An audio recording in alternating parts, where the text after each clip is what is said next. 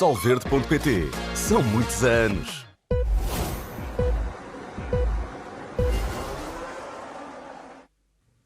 Olá, seja bem-vindo a esta pós-temporada com momentos em que pedimos aos nossos comentadores para que recordem a temporada de 2023 de Fórmula 1. É este o podcast especial F1 na Sport TV. Hoje temos o Guilherme Oliveira. Obrigado, Guilherme, por estares Muito obrigado, aqui. Pedro. Foi uma boa época esta? Foi uma excelente época, talvez. Infelizmente, é sempre nós gostamos que as corridas e os campeonatos sejam decididos na última curva da última corrida, da última volta. Infelizmente, esta época não aconteceu, mas não deixa de ser uma época bastante interessante pelo facto das equipas do segundo pelotão terem trocado e a falta de consistência pela luta no segundo, terceiro, quarto e por aí adiante lugar tenham sido sempre até bastante uma incógnita, até ao dia da corrida. E por esse aspecto tem sido então uma época muito interessante e sempre muito desafiadora de perceber o que é que irá acontecer na corrida seguinte. A época terminou em Abu Dhabi, domínio absoluto de Max Verstappen. O Christian Horner termina a época a dizer: este é o carro mais dominante da história da Fórmula 1. Concordas? Concordo pelo facto de é dominante em termos de resultados. De facto, o Verstappen conseguiu maximizar o carro que tinha em todas as situações. Maximizar é bom. Maximizar, por acaso é um bom trocadilho. Mas o carro mais dominante, acho que não concordo pelo facto do Mercedes do W12 do Hamilton ter sido muito dominante naquele ano e ter batido muitos recordes nas pistas, e a diferença de andamento para os outros carros terá sido um bocadinho maior do que o Verstappen. O problema é que o Verstappen tem sido constantemente dominador, o que por esse espectro, e pensando assim, é o carro mais dominador, porque foi o carro que ganhou mais corridas, foi o carro que mais constante teve ao longo da temporada. Nesse aspecto, sim. Se calhar em termos de velocidade não foi o carro mais veloz da história da Fórmula 1, mas o conjunto Verstappen-Red Bull foi o mais dominador, sem dúvida, até agora. Vamos recordar alguns momentos desta temporada. Começamos por Monza, acabou por ser a única corrida em Itália na temporada 2023. Tivemos aquela enxurrada em Imola que acabou por cancelar a corrida. Infelizmente, essa enxurrada e também o cancelamento na China não nos trouxe o grande prémio pastéis de nata em Portimão. E, portanto, vamos olhar para essa corrida em Monza. Então, foi uma corrida importante para a Ferrari, que ganhar em casa é sempre importante para eles, ou seja, e ganhar em casa a Ferrari equivale quase a ganhar um campeonato para eles, ou a festa que Monza implica lá para os tifosi é muito importante, e foi uma corrida onde a Ferrari nos deu uma boa corrida. Tivemos os Ferrari competitivos, coisa que não tivemos até a chegar a Monza. Com a pole, exatamente, com uma pole muito boa, acho que foi do Sainz, correto? Se a minha memória não me falha. E uma corrida espetacular por parte naquelas primeiras 15 voltas, onde tivemos vários ataques do Verstappen e grandes defesas do Sainz, que depois o Verstappen eventualmente acabou por passar para a frente, mas sempre por margem mínima e sempre em gestão em comparação ao Sainz. E depois tivemos aqueles momentos mais tensos entre os colegas de equipa Sainz e Leclerc, onde começámos a questionar a lealdade do Charles em relação à Ferrari e o porquê de ele estar a atacar e a desrespeitar ordens. Isso foi um dos momentos altos. É para ti a corrida do ano esta? Corrida do ano, possivelmente ponho no top 3 das corridas, pelo facto de como aconteceu, como o Verstappen não esteve tão dominador na primeira fase da corrida, pelo interesse que teve das ultrapassagens e daquelas, a luta entre Sainz e Verstappen, aquelas defesas todas a chegar à primeira curva. Foi uma corrida interessante, por isso eu ponho, talvez não melhor, mas das melhores. Qual é a melhor para ti? Complicado, e eu gostei de Mónaco.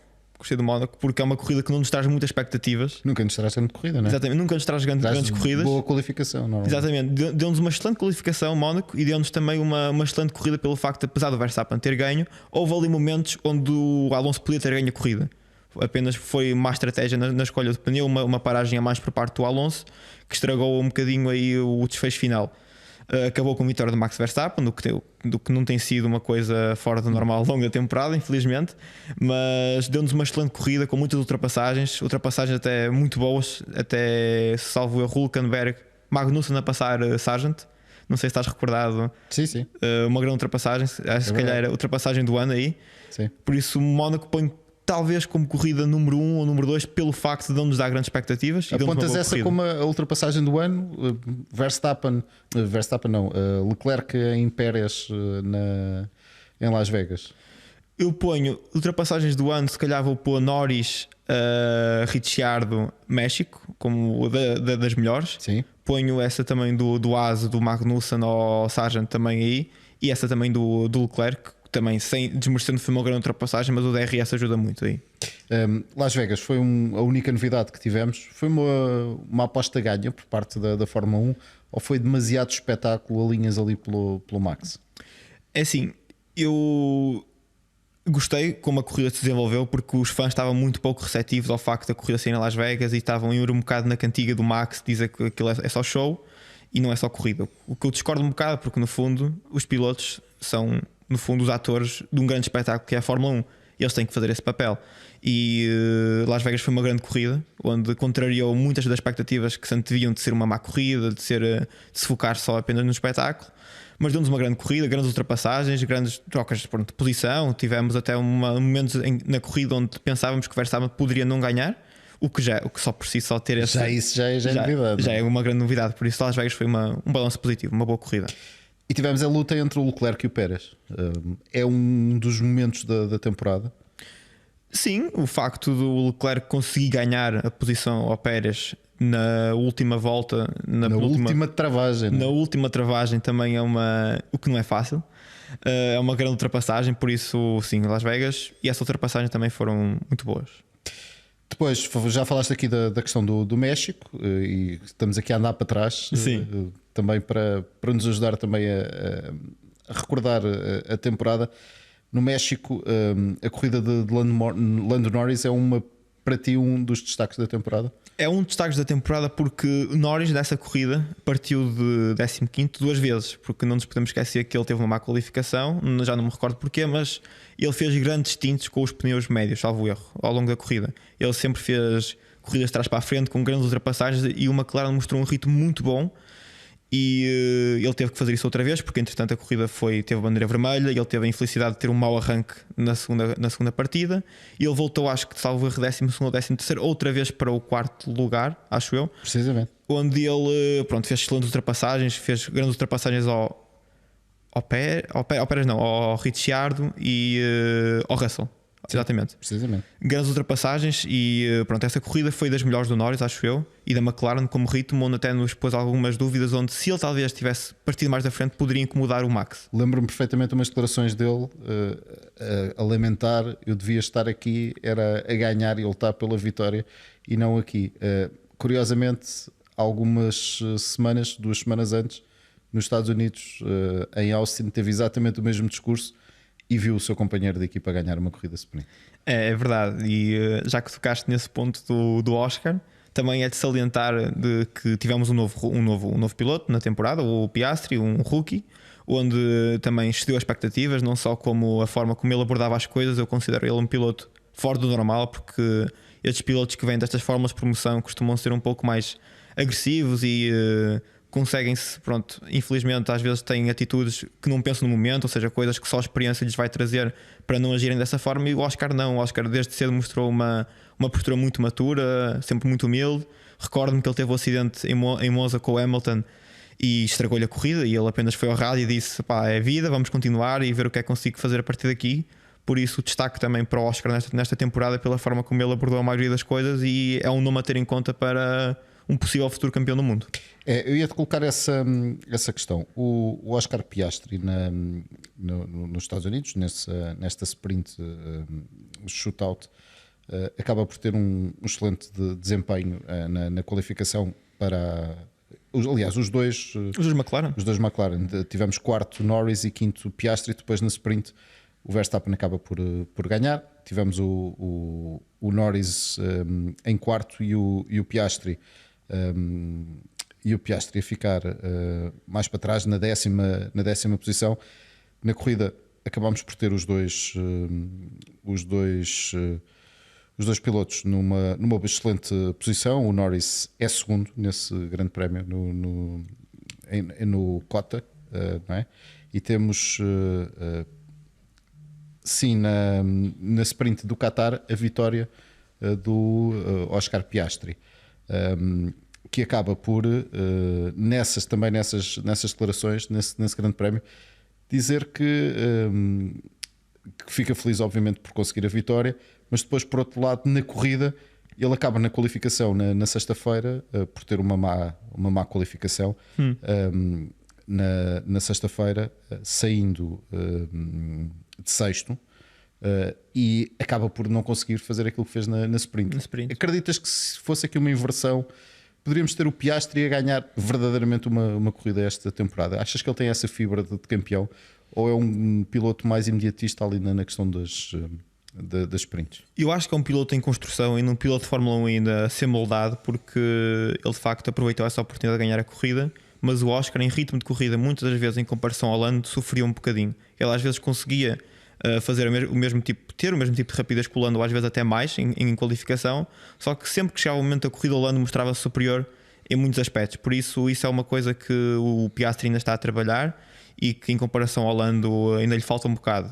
E pronto, pegando na questão do Lando é uma questão de tempo até ele ganhar uma corrida. Achas mesmo, ou ele pode começar a acontecer-lhe aquilo que aconteceu, por exemplo, ao Hülkenberg, que nunca vai na vida chegar a chegar ao pódio, não é? Ele que ganhou todas as corridas em todas as categorias até chegar à Fórmula 1. É incrível, não é? Porque ele ganha o GP3, GP2, até Le Mans ele já ganhou, não é? E depois chega à Fórmula 1 e não consegue nem sequer um pódio. Isto começa a entrar na cabeça de um piloto, ou não? Como é óbvio, sim, porque o Hülkenberg um piloto como ele já devia ter inúmeros pódios e ele é um piloto muito bom e que infelizmente às vezes nós pensamos, ok, ele está num AS, se calhar nunca teve um carro competitivo, mas depois pensamos, ao longo de 200 e tal grandes prémios que fez, não houve um onde ele tivesse a sorte de acontecer uma anomalia qualquer e ele calhar no pódio. É um bocadinho estranho, de facto. No caso do Norris, achas que isso pode lhe entrar na cabeça e tornar-se no Hülkenberg no caso das vitórias, não é? Porque não sabemos para o ano, por exemplo, se este McLaren pode dar vitórias, não é? Sim, nunca se sabe. Eu acho que hoje em dia a Fórmula 1 funciona muito. Se tiveres um carro competitivo, um carro vencedor, vai haver um ponto onde vais ter a oportunidade de ganhar. Agora, irá-lhe caber ao Norris perceber se ele tem a capacidade mental de aguentar e conduzir um carro que lhe dê vitórias. E eu acho que é uma questão de tempo. O Norris é um piloto muito bom, fora de série, que eu tenho muito respeito por ele. Por isso eu acho que não lhe irá afetar diretamente, porque ele tem tido resultados muito bons nesta época. Veio de uma espiral negativa com a McLaren, onde a McLaren começou a época muito má, e foram evoluindo, e a segunda metade da temporada da McLaren tem sido excepcional. Por isso acho que o Lando também tem um papel a dizer no desenvolvimento do carro, e ele, tanto o Norris como o Piastri, e eu acho que vem um bocadinho com o tempo, e será uma questão de oportunidades até o Lando ganhar uma corrida. Pelo menos partir troféus ele tem jeito, tem jeito. Não é? No sentido inverso à McLaren, tivemos o Aston Martin e o Fernando Alonso em particular, com um início absolutamente fulgurante de temporada, em que toda a gente apostava como o grande rival na altura do Max Verstappen e da Red Bull, mas a verdade é que essa vitória não aconteceu.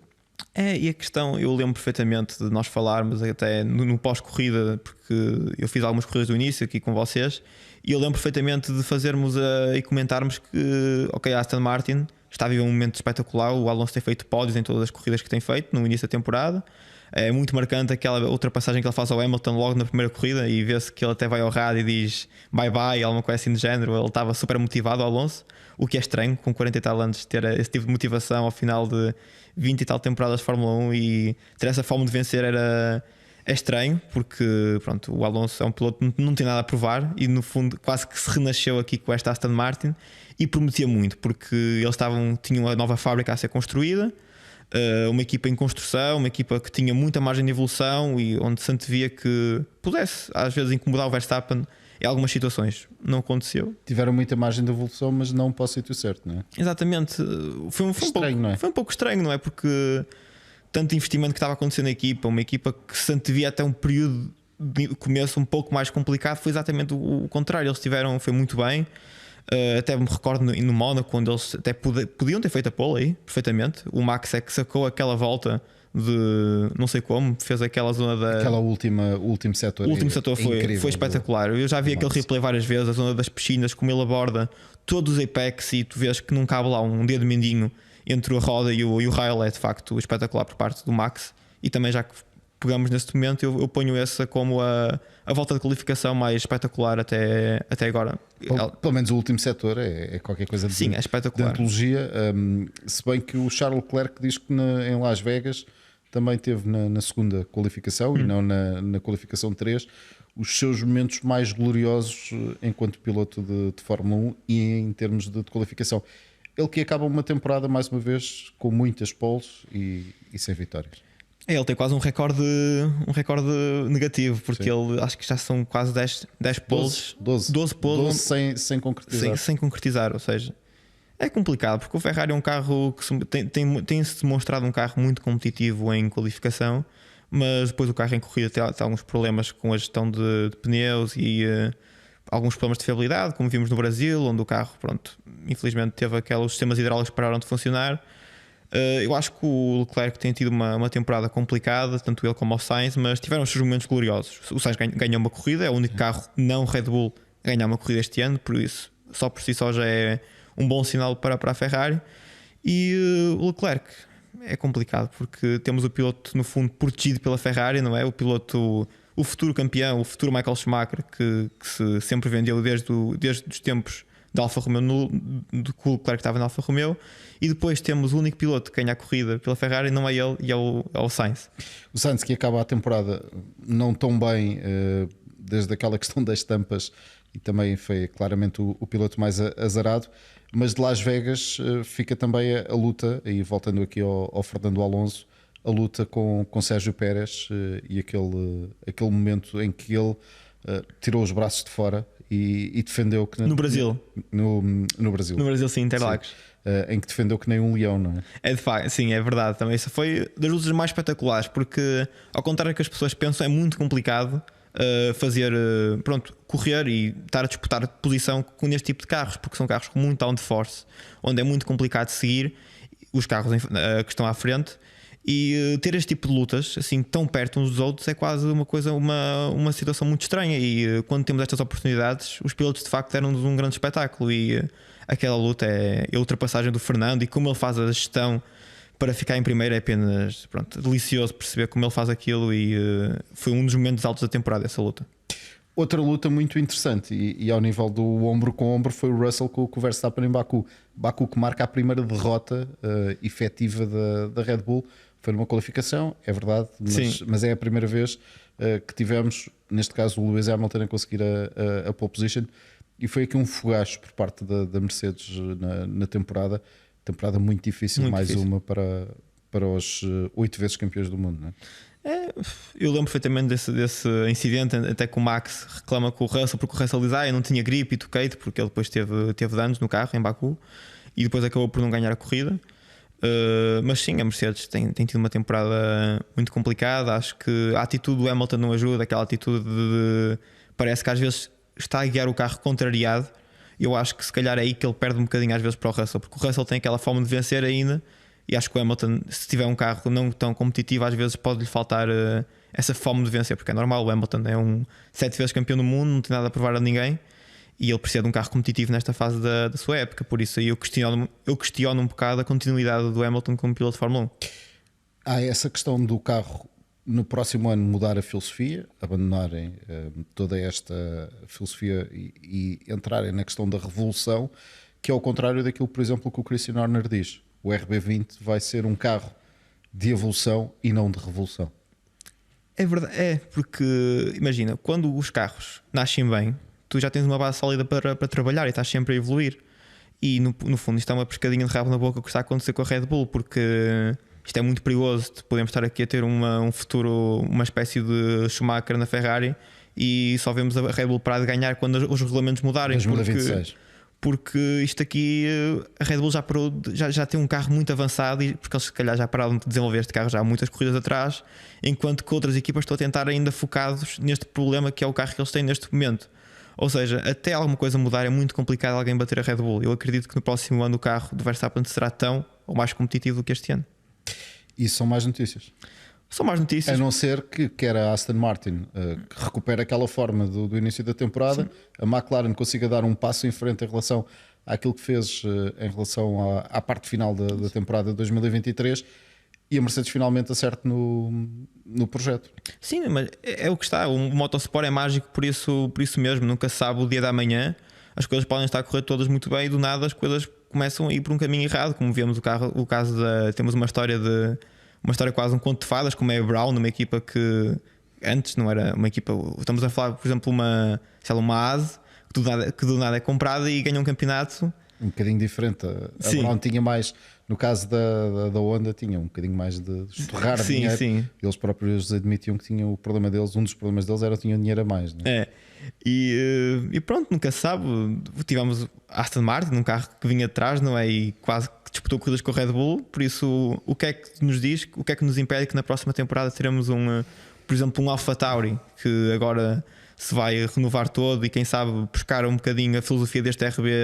Como é que chama-se o carro? 19. RB19 e quase ter um AlphaTauri com uma espécie de Red Bull 19. Acabam a temporada muito bem. Sim, acabam a temporada muito bem e com uma grande evolução, porque o carro que o De Vries conduziu não é o carro que o Ricciardo está a conduzir neste momento, nem de perto nem de longe. E a responsabilidade é de quem? É do Ricardo ou é do Ricardo ou é da equipa em si que faz evoluir o carro? Não achas que é demasiada coincidência? Ok, aparece aqui o Ricardo, vamos desenvolver o carro num determinado caminho ou vamos ajudar a desenvolver o carro. O facto de teres um piloto obviamente muito experiente, não achas que isso pode ter ajudado também a esse salto? Ajuda, sem qualquer tipo de dúvida. Agora, não nos podemos esquecer que os resultados começaram a melhorar na AlphaTauri quando a Red Bull já foi campeã, ou seja, algum do foco da Red Bull também será melhorar a sua equipa satélite, porque ter um carro super dominador e ter um AlphaTauri que disputa corridas com o Haas e com o Williams são coisas que não ficam bem. Pronto, tu teres um carro, teres tantos métodos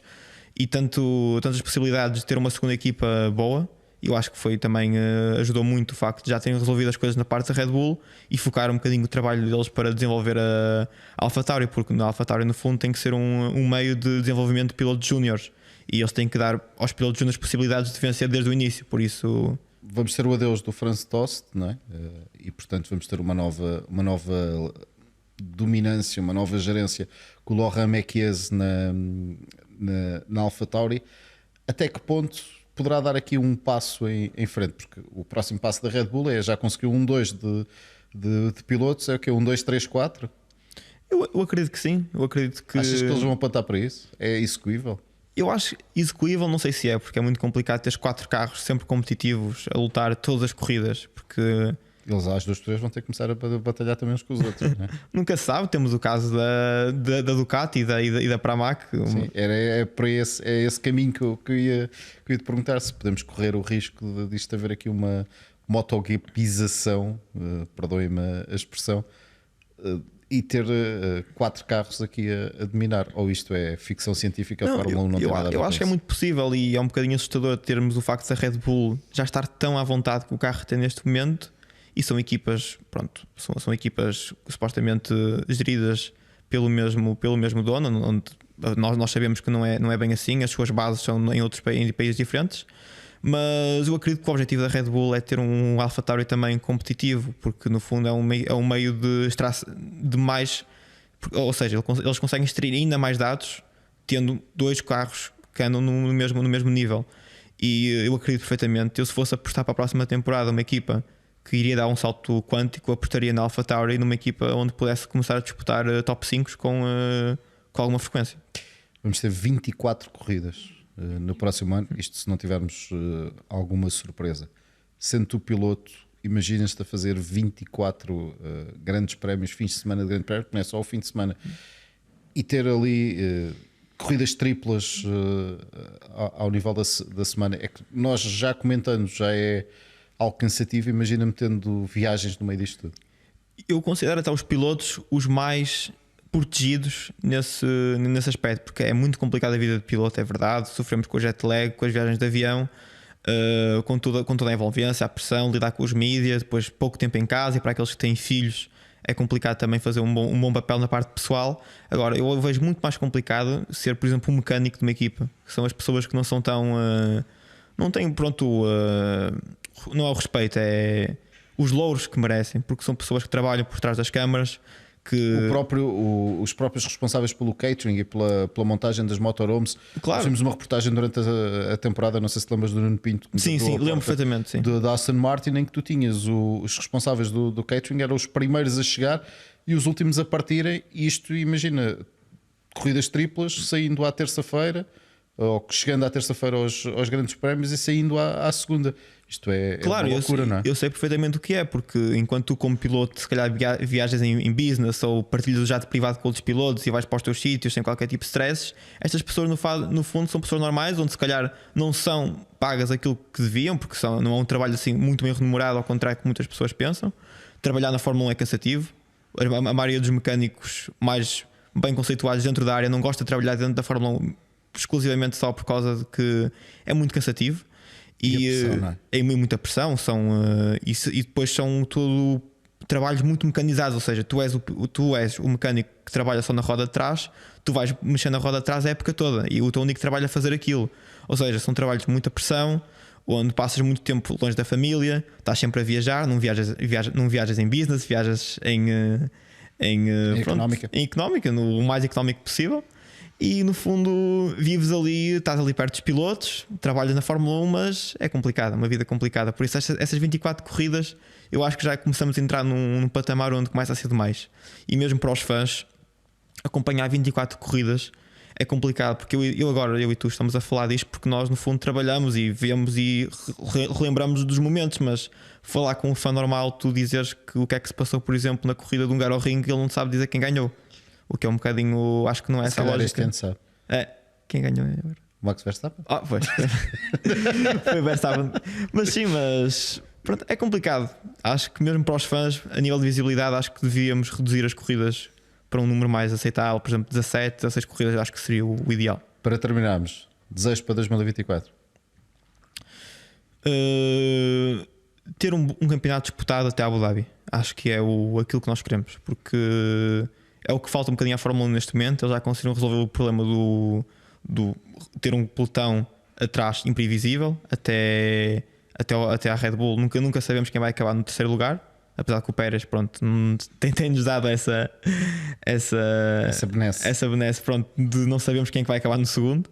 Mas sim, eu desejo para o ano tenhamos uma AlphaTauri muito competitiva, uma McLaren que dê um passo em frente e uma Mercedes que possa resolver os problemas deles. E no fundo, equipas como a Haas, a Williams e a Aston Martin andarem sempre em constante evolução e tínhamos sempre um pódio onde não podemos dar expectativas até a corrida acontecer.